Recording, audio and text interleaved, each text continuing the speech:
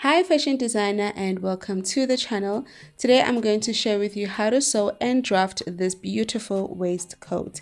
As you can see here, it has a neat finishing right on the inside. So if you want to know how it is done, make sure you give the tutorial a thumbs up. So I'm going to mark two vertical line and a horizontal line, and right on the vertical line I'm going to move away by 2 inches, which is where I'm going to start marking the waistcoat.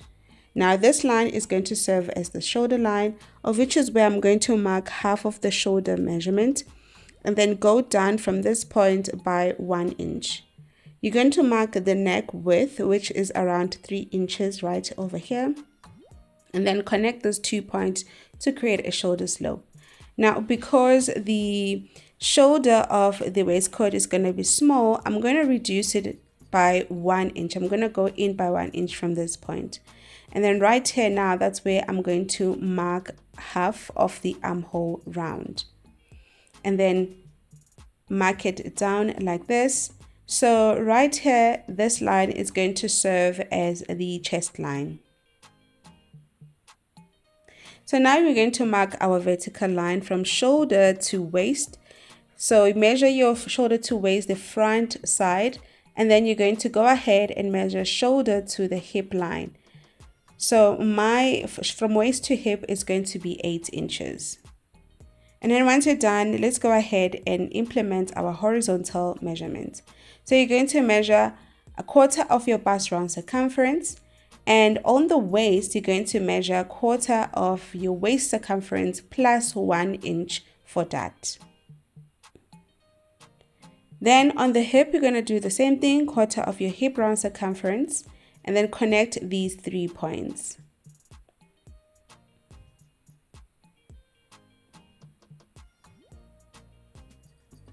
Now, once you're done, you want to go ahead now on the midpoint. If you want to, you can create a waistcoat up to the hip, but I want mine to be midway to the hip. So I went up by 4 inches and I'm going to mark a straight line. So this line is going to serve as my new hip line. So now you need to measure from shoulder to your bust point line.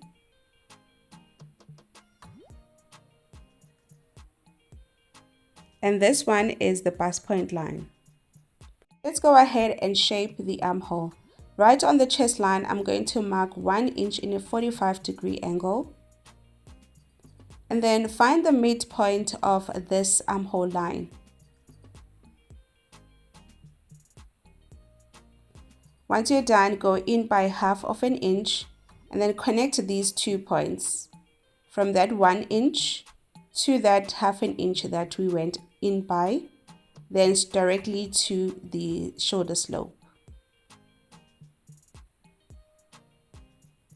For the dart placement, we want to go to the bust point line and mark half of your apex to apex measurement, or nipple to nipple measurement. And then mark it right there on the bust point line. To the bust point line, you're going to connect it to the armhole point, and then mark your 1 inch dart intake and connect these two to form a dart. Then go out by 1 inch so that to avoid any shortage on the armhole. Then reconnect it back to the armhole or to the chest line. I'm going to extend this dart all the way to the waistline, and right here, this is where I'm going to take in my 1 inch dart, meaning that on one side I'm going to mark half an inch, and also onto the other side I'm going to mark half an inch. To avoid any pointiness, I went down right here on the bust point by 1.5 inch and I reconnected the dart. For the side dart, I'm going to mark 2 inches. This is the different measurement between the front and the back measurement. So I'm going to mark a 2 inch dart, side dart. Now this is a new hip line, like I said, so this one I'm not going to make use of it anymore. So I'm going to lower this dart all the way by 3 inches, 2.5 or 3 inches long, and then I'm going to reconnect these two.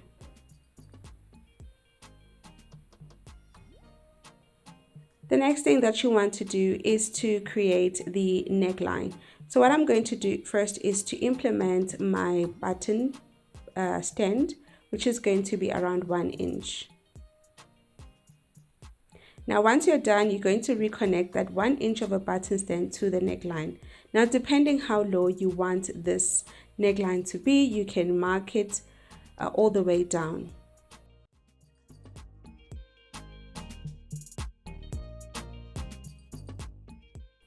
Now coming to the neckline, to avoid any gaping, you need to take 1/2 inch dart to avoid any gaping around the neckline. The next thing is to shape around the hip area. You want to go up a little bit by 2 inches, or it depends how high you want the V shape to be. So mine, I'm going to make it around 2 inches and reconnect it back to the button stand. And just like that, your front side of the waistcoat is complete. For the back pattern, I'm first going to mark from shoulder to waist, and I'm just going to place a marking right here. Then the next thing, I'm going to measure 1/2 of my shoulder measurement. And remember that for the front pattern, we went in by 3 inches for the neck width, so you want to do the same thing for the back pattern. So now again, you want to go in from that point by 1 inch on the shoulder, and then that's where you're going to mark your 2 or 1 inch point to create a shoulder slope. So once I've marked that 1 inch, this is where I'm going to implement 1/2 of my armhole round. And then this is going to serve as the chest line.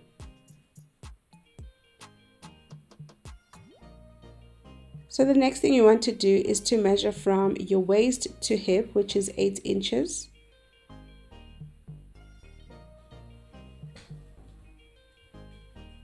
And then this is going to be the hip line.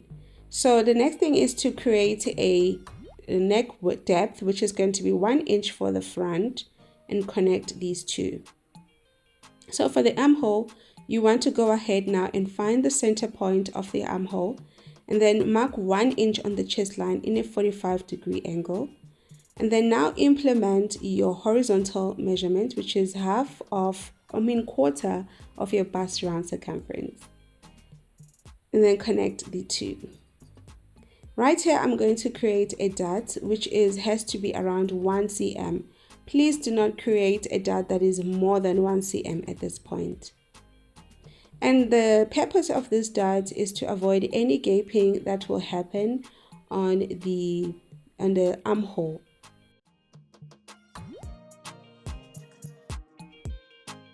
Now you want to go ahead and create a dart around the waistline. But first, mark 1/4 of your waist round circumference plus 1 inch of the dart. And then measure 1/2 of your apex to apex measurement and create a marking right there. This is where we're going to mark 1/2 inch on one side and 1/2 inch on the other side to create a dart. On the chest line, mark 1 inch and connect the 3 points to form a dart.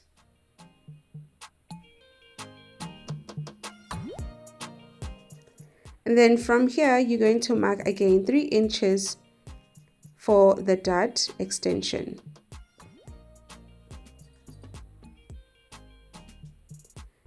Now, the next thing, you want to also implement 1/4 of your hip round circumference.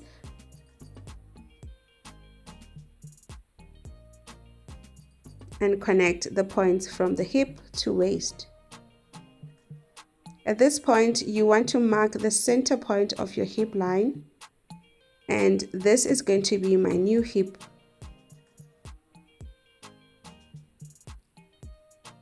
I'm going to go up by 1/2 inch right here on the side and just shape the side of the hip area. We're not going to make use of this part because this one is going to be our new hip line. Now, one thing I want to do is to create that princess seam. So right here on the shoulder, I'm just going to connect it right before the dart leg. That's where I'm going to create the line.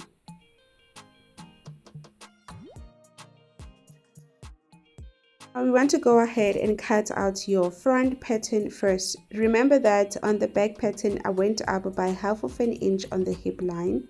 and then I reconnected it back to the dot. So I'm going to do the same thing for the front, and then proceed and cut out your front pattern. Now remember that this pattern, no seam allowance is included.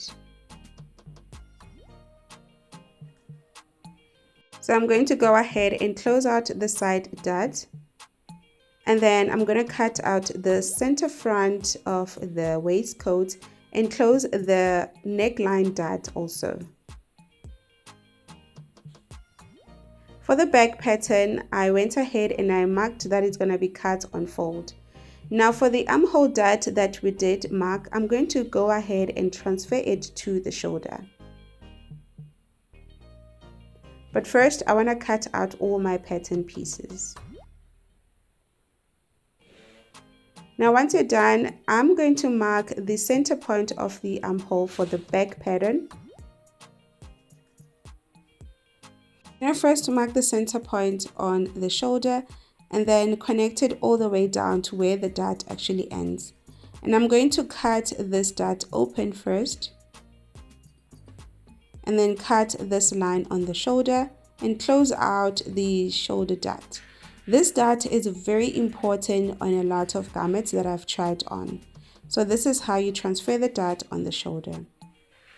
I went ahead and I'm going to use my denim fabric that was left over, and over here I'm adding seam allowance all around my patterns. So I've went ahead and I cut out all my pattern pieces. This is a main fabric, and I'm also going to cut out the lining. This is the yoke for the lining, and this is the type of lining that I'm using for my waistcoat. And I proceeded and I did the same thing also for the front panel. I cut these two center front panel pieces for the main fabric and also for the lining.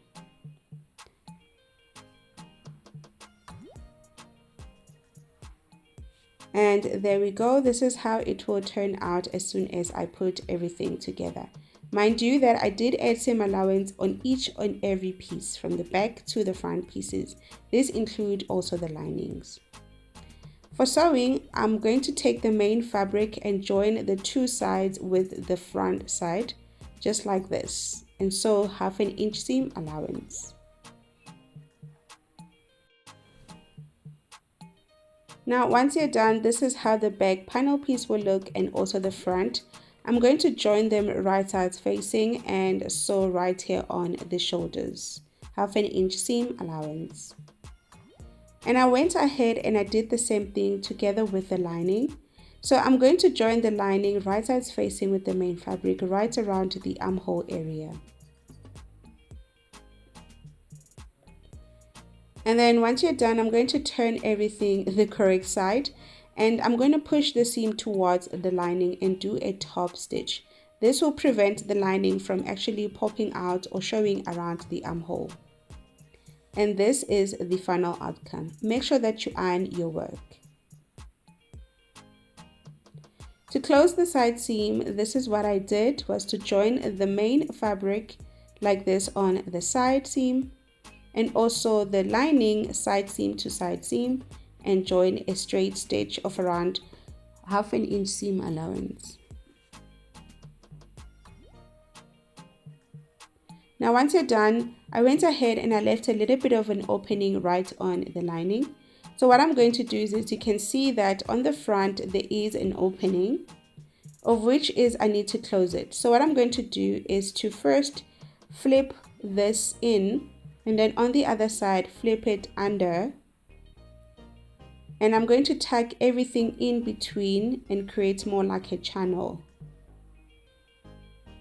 Then you want to pin the rest of your waistcoat. I'm going to leave a little bit of an opening right at the bottom so that I'll be able to turn the channel around. So I'm going to sew 1/2 inch seam around the side of the waistcoat.